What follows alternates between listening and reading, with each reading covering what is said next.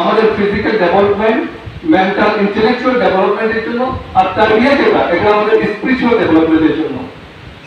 অন্তরকে পরিশুদ্ধ করতে হবে। কিভাবে? ডিটারজেন্ট দিয়া, সারফেক্সের আছে না, ডেভেল আমরা না, শারীরিক পবিত্রতা পানি দিয়ে।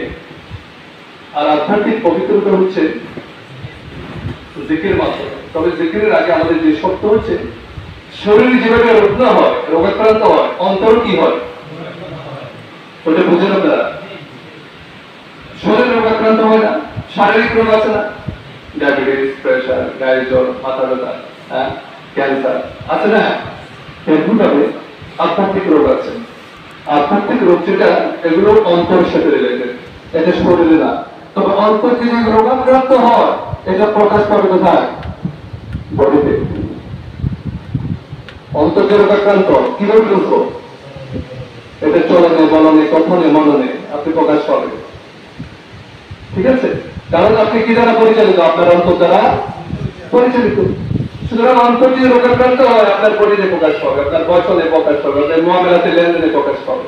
তাহলে অন্তরের রোগগুলো কি কি এবং কয়টা? বুঝতে পেরেছেন? অন্তরের রোগ আছে এত কি বলুন তো একটা?